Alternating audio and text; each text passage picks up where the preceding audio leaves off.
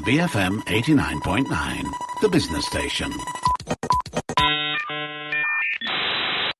Good afternoon, you're listening to Live and Learn with me, Dashran Johan. Pertubuhan, Pembangunan, Harapan, Selangor, or HOPE as they are more commonly referred to, was founded in 2005 with a mission to help improve the lives of underprivileged communities. So on today's show, I'm going to be catching up with the co-founder of HOPE, Prema Arasan, who I spoke to last year, and we're going to be talking about some of the COVID-19 struggles and obstacles faced by communities living in estates, other marginalized communities as well as, and talk about some of the work HOPE has been doing to help them. Welcome to the show, Prema. How are you doing? Hi, thank you so much. I'm good. Thank you for inviting. Before we get into the meat of the conversation, remind us again, Prema, what your organization is all about. So it's a registered charity working to alleviate poverty and social exclusion in Selangor region.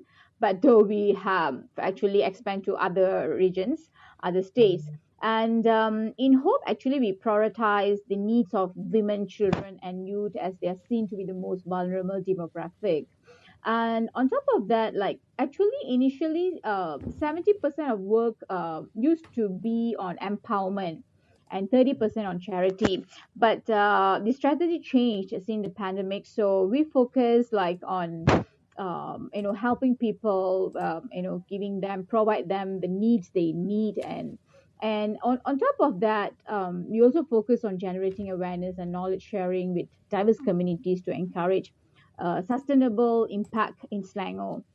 So our programs, maybe I can just share about our programs. Yes. The activities that HOPE carries out to help out these marginalized communities. We provide free capacity building seminars, for youth on social challenges, crime, sexual and gender-based violence, where we actually have successful stories where we have managed to mentor them and to be a better person, and we have cases of former drug addicts who came forward, and we have actually mentored them, and even those youth who have been involving in gangsterism.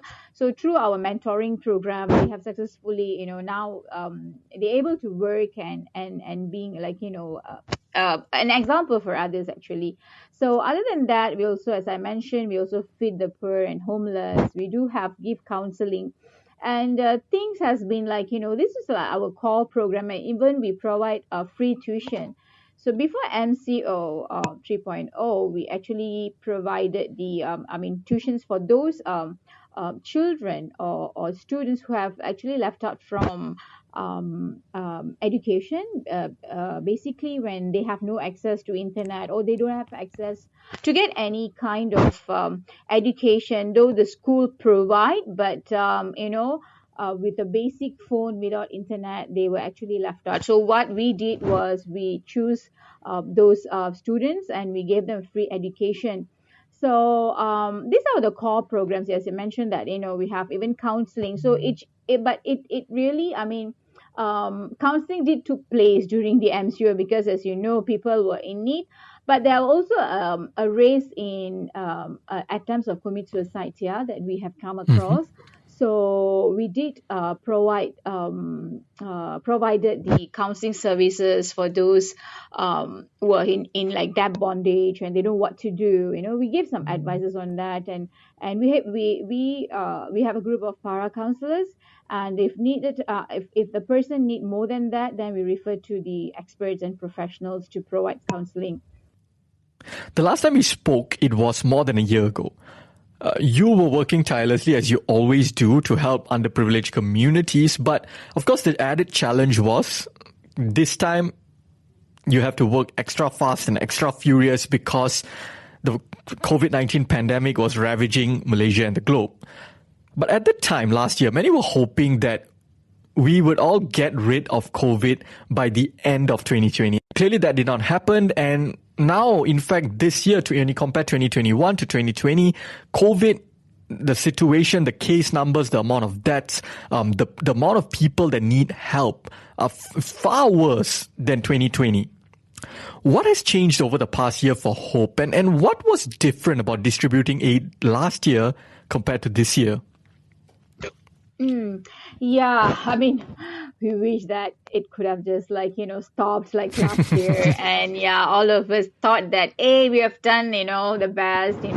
So I'm sure frontliners who work really hard, but unfortunately, it wasn't that, things that we were expecting. So, yes, it's very sad to see the cases, rise up again. For us, I mean, though we were like on the ground, for last MCO, we were like on the ground like every day, feeding people and providing the needs, for them. So then after the MCO this year, so we thought, oh, okay, actually the cases was very high. So we were and people were advising, don't go and risk yourself, because of course, when you come to health or your safety, then sometimes you have to be selfish, right? But nevertheless, that didn't stop her, because when we hear, people start calling, because our number is in the social media, so people start calling us, would you please help us? And we have seen and we have witnessed, people who have been they have, because that time I think people were just hiking up a bit in their business or in their income, but then it went down Right. again. So people were really struggling. So we told ourselves, never mind, we will just take the risk and help people. Since March 2020 last year, actually we have helped about 250,000 of B40 people and a few of M40 people. Yeah, so it's quite a lot of number that we have helped them. Yeah, that's tremendous. Yes, throughout Selangor. And basically the people that we were helping, mostly those jobless and not easy to find a job now, yeah, but most of them doing something for a living, which we support them from time to time. And for those collapsed business, for daily wage earners such as flower sellers, stalls, those cleaners, even school bus transporters who have lost the job, because there was no school. And on top of that, these are the target group that we help. I would like to share that. And then single mothers with kids and low income earners, even below minimum wages, and those attacked by or suffered with illness and bedridden. So these are the people that we were actually helping and focusing in that. Of course, we expanded to other regions, because originally it was focusing in Selangor, but then there was also requests from other places. So we have our partners and our friends in other regions or states, then we work with them to help people who are in need. So your question was what was the difference from last year? It's actually the same, but what we did this time was, of course, the basic needs is provided. I mean, despite of them being PPR or low cost flats, even estates, we do help orang asli. So but this time what we did was we have our own database. So what we did was we encourage the B40s to start business from home. For an example, there were donors who come forward and say that, hey, we would like to sponsor food, so cooked food. So what we did was we told them that why not you support the B40. So that was the program that we initiated, B40 to B40. Yeah, B40, TO, B40. So what we did was we gave the opportunity for them. So they cook, of course, they have fulfilled the requirement of, all this typhoid injections and everything. Because some of them, most of them actually used to, cater food, but due to the MCO and everything, they stopped and there were no earning. So we helped them on that. And we also gave we have helped few of them, if you see in our stories, a couple, a very young couple, 19 and 20 years old. They married. Yeah, they married and had they have one child, and they were actually struggling with rents, and they didn't even have a stove or even a kettle, in the house. So what we did was, the young lady approached me and she was sharing a problem and how she was suffering. So immediately we just provide them with food, and thereafter, other things, even to the gas tank, because you can't be like providing food every day, so they have to cook. So what we did, the normal thing, like the gas, cooking gas, and then the stove and all those the things that they need to survive. And of course, for the baby, that time I think the baby was just 2 months old. So what we did was we asked the husband what he wanted to do. So we even give them the opportunity, because we have work, like for security guard. He wasn't like really like feel comfortable with that, Right. because it's only the child and the mother, they're still very young, so he wasn't comfortable to leave them alone. So then we actually offer him for any other thing. So he said he want to sell fish. All right. So what we did was we spoke to donors and they just provide us some, the basic things that he needs, like the fish itself we bought, and they sell the fish, and they were surviving, and all the equipment. So they were like, later on we follow up with them. So like in one day they could have just make like 50 or 100 ringgit sometimes. So it's something. Yeah, we start with small, and they were like really surviving. Other than that, this time we were like really educating the B40 community on the self-care, how they can actually prevent from getting this this pandemic. And what we did was we provide hygiene kits for each household, and also self-test kit. As you know that when the cases was very high, people were like, how can elderly people go all the way to do the test?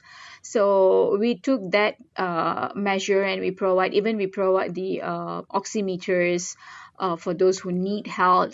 Yeah, and on top of that, for the prevention part for children, we provided very nutritious food to build the immune system, because from our stories we have seen people like kids were like eating very basic food, like just rice and salt, things like that, because no food. So we thought of we could help them with that. So good that some of our donors or friends came forward to be part with us. Prema, so earlier you mentioned something that I think hasn't been covered enough, in media and all of that. And this is the idea of estate communities or communities living in estates. Can you tell me what are the struggles and challenges based on your observation faced by these communities that are living in the estates, especially during the COVID-19 pandemic? Oh yeah, so basically people don't go to the estates, or I would say that they kind of like isolated far in. And actually it's all started when we do have plantation estates, but like 2 months ago in Pulau Keri estates, most of them were like quarantined, and they were not allowed to go out. And that living in estates, you have to like travel like 10 to 15 kilometers if you want to go to the city, right? So all of them were like inside, and they were like struggling for food, and even there's no proper like do a test or even going to the hospital, so nothing was there. So there was absolutely a struggle from them. And overall, from our experience helping plantation community or estates community for many years, we know that it's a kind of modern day slavery, I would say that, because they are still earning below than minimum wage.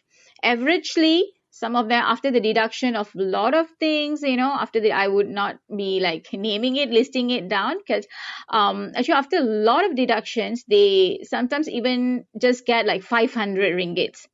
So what can you do with 500 with like 5 kids? Yeah, 500 is ridiculously low. Ridiculous, right? Yes, yeah. So this is what plantation people communities are facing now.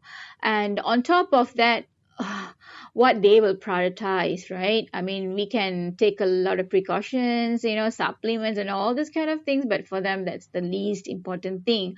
So it's really like, so when we receive requests where the events were like suffering for food, then at the time that was like, this is 2 months ago, so the cases was very high. So what we did was, you can see in our Facebook, we wore the PPE full PPE and with the costume, and we went in because all the quarantine house, we were going all quarantine house, so we provided the food and whatever other things they need, even the self-test kit, for the others in the house because they can't go out. So these are the struggles they were facing, but even some of them was like sharing with us that they don't even have access to health. I mean, the facilities, even for them to get the vaccine, they have to travel all the way, like 10-15 kilometers out. Imagine the elderly people. Right. So yeah, so things was like that. And during the MCO, I would just like to share that the normally they can earn a bit higher if they have overtime. So unfortunately, when there were no job, and you can imagine how much they can actually earn. So it was a great struggles for them, and they are far in, yeah. And some of the plantation community also shared that during the what you call MCO, kids were not kids, no, they were not able to study because of course, when you go to the estates, you can't get the phone coverage well. The reception will be very bad. So what more if you want to study online? So, and do they have the facilities, like laptops or tabs? So it's difficult. So these were some of the struggles that faced by our plantation communities and estates. Yeah. On the show with me today is Prema Arsan. She's the co-founder of Hope. After the break, I'll be asking her about the importance of empowering the B40 community. We'll be back with more on Live and Learn, BFM 89.9. Welcome back to Live and Learn. I'm Dashran Johan, and on the show with me today is Prema Arsan. She's the co-founder of Hope, an NGO aimed at helping marginalized communities. And we're talking about all the work they have done over the past year or so to help out those that are struggling particularly hard because of the COVID-19 pandemic. So, Prema, you have helped 250,000 people. I'm wondering if you've ever encountered a situation, perhaps a extremely busy week or a week where there are so many calls and so many requests coming from various people, that they need food, they need help and all of that. Did you ever encounter a situation where you had to decide which family you can help and which family you can, unfortunately, you can just apologize and say, we can't help you right now. I'm wondering if you faced situations like that. Yes, I mean, if you ask me which is the busy week, every day is a busy day for us, because even people, from Sabah also will be calling us. Right. So the thing is that in Hope Selangor, we never let anyone down. We will never say no. But somehow or other, we will refer them to someone else. Let's say, for instance, if they are like from, as I mentioned, like Sabah, so we will refer to, we have a group of people that we are working. So we refer them to other partners that could help them, and even like we had like you can't cross the state, right? So we really work with other partners to help them. So of course it's a busy. If you ask me, the request is there like almost every day. For instance, I may want to share a story that if you allow me. Yeah, please. So like this. a person. She's blind. Yeah, she's blind. So she used to have like a bit like 20% of eyesight on her left, but that time she was able to work though. But then during the I think this year, so she was totally blind. She had 4 children. So I don't know how they got my number, and she called and asked for help. She was at Klang that time. So I did, interview her. So what we do normally is we try to get information, as much of information as we can, because knowing that sometimes people do take advantage, that's we can't, deny on that. So what we did was like, we asked the stories and everything. I did went to the house. Yeah? So we found that there was nothing. And on that day, I mean, when I asked the small boy who was like 11 years old. So I asked him, have you eaten? So he was telling that for almost like 3 days, they were not, they didn't eat. And I did see the kitchen and everything, all was empty. There's nothing. I just saw one packet of Maggie only. So that was like for them to share, yeah, 4 of them. Oh dear. So he was telling me that, sorry, I'm being emotional. Okay, so he was telling me that I'm used to be hungry, and I can just drink plain water and I can just sleep. So I sleep most of the time so that I don't feel the hunger. So the mother also was like crying and say that, I wish that I can see like others so that I can provide for food for my children. And most of the time she have to like she can actually walk though, even she's blind, and do works actually. So every time she have to like go out and buy food or buy the things and to cook for the family. So it was really like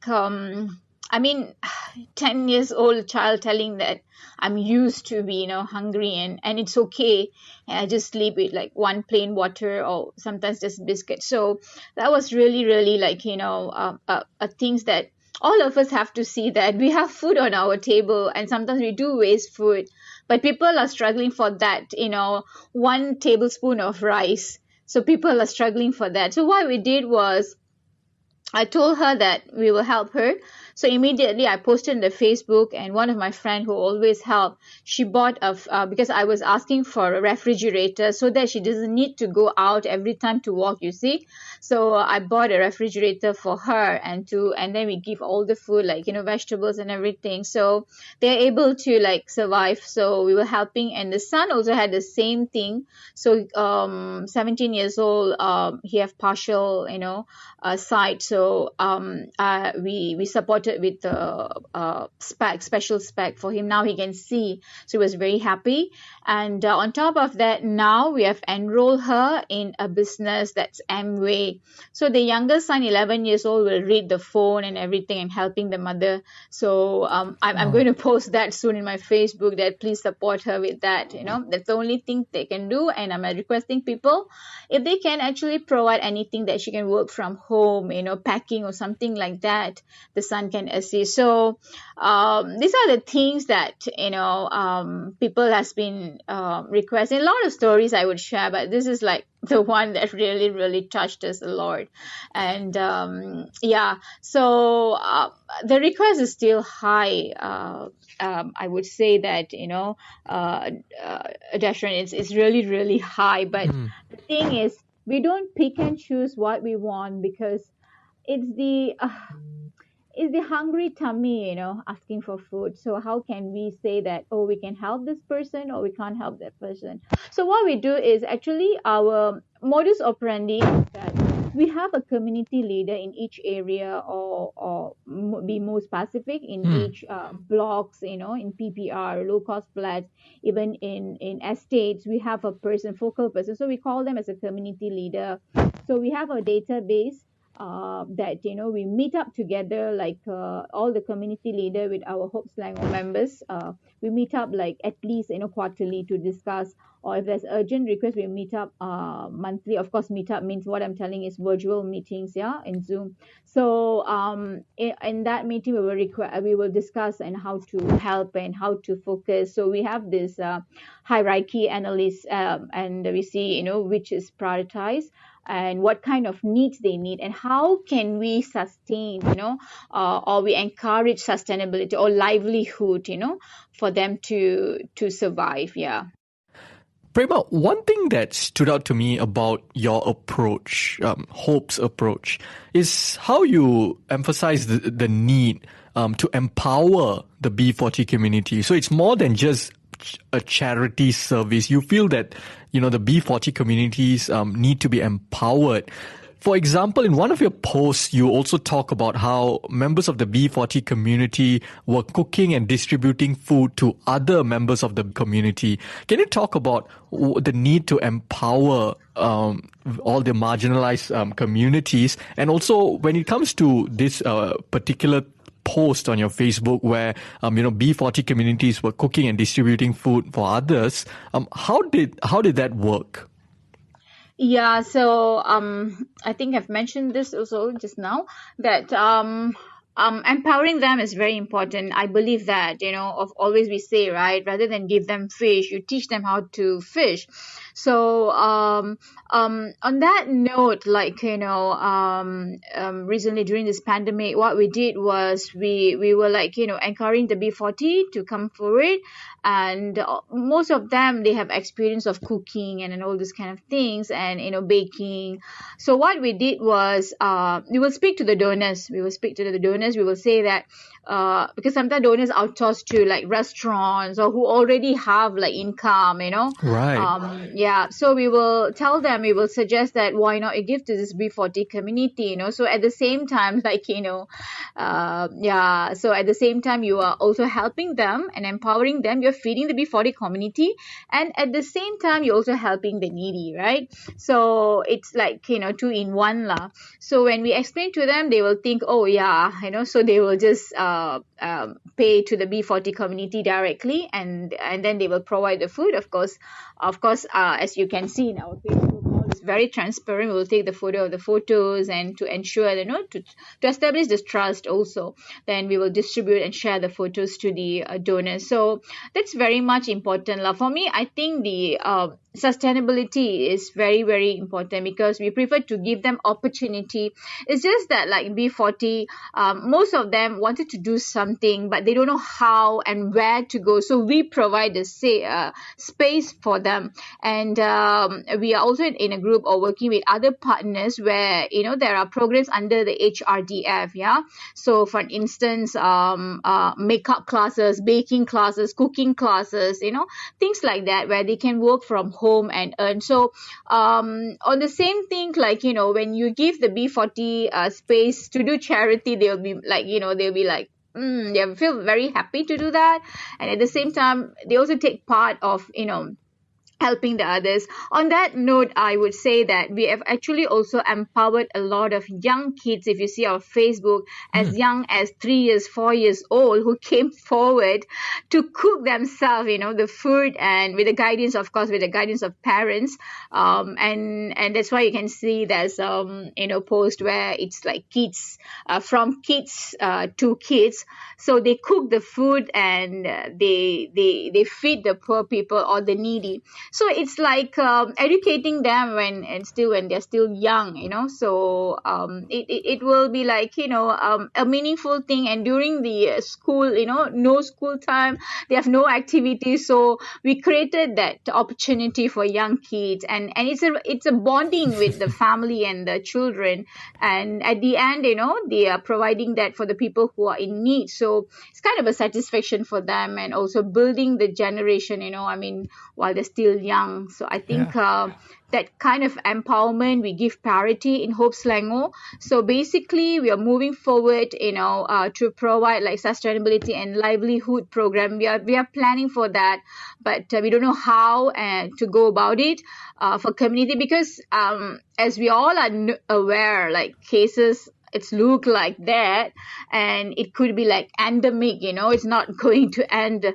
And so how long we can help, so we can hold our hands together with them to walk in this journey. But maybe in future, for sustainability, we are planning to do something. Yeah.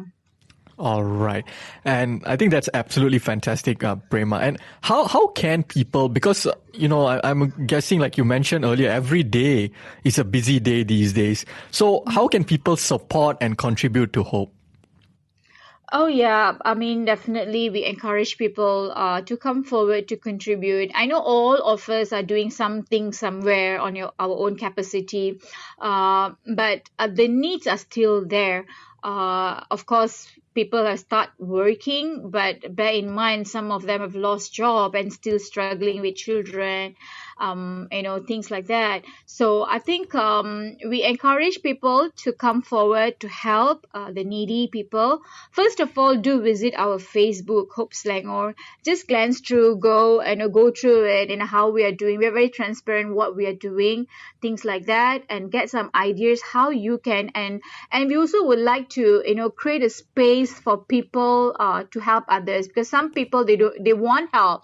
Like I've seen like university students who came forward, like a Methodist college student who came forward, they wanted to help, but we say that due to the pandemic, we are taking risks, so we don't want to risk others. So we said you can do other things. What they did was they did a fundraising for a laptops for remember I said that we are giving a free tuition. So they came forward, it's a small amount, but it's okay. I mean, we could able to buy a small laptop. So they came forward to raise fund, with among their university colleagues, students. So things was like that. So I think on your own capacity, you can do a lot of things. Maybe you can encourage, like why you are catering from others. Maybe you can just help this B40 cater from them.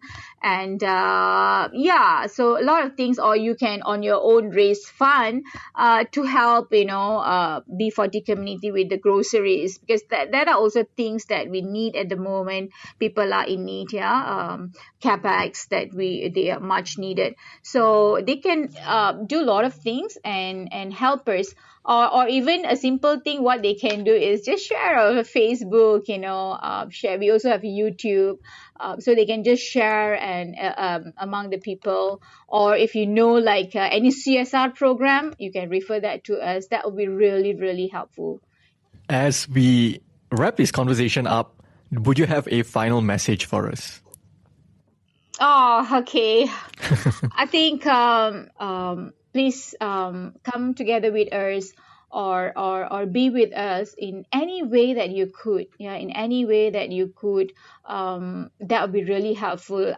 The kids who actually cook the food, in each lunch packets, they actually wrote a message, a lovely message for other kids, like don't give up, go ahead, or something. So that small action actually can make a big impact in other people's life. So what I would suggest to people or public, that there are a lot of people in need, so let's join together and help them in a way that we could. Thank you. On that note, thank you so much for joining me today, Prema. Thank you, Darshan. Thank you, BFM, for inviting me. Thank you so much. You're most welcome. That was Prema Arasan, co-founder of Hope Selangor, talking to me about the struggles faced by communities living in estates throughout the pandemic, as well as other marginalized communities, and what Hope is doing to help them. If you missed any part of our conversation, you can check out the podcast on the BFM app, bfm.my, or pretty much wherever you get your podcasts from. I'm Darshan Johan, and this has been Live and Learn, BFM 89.9.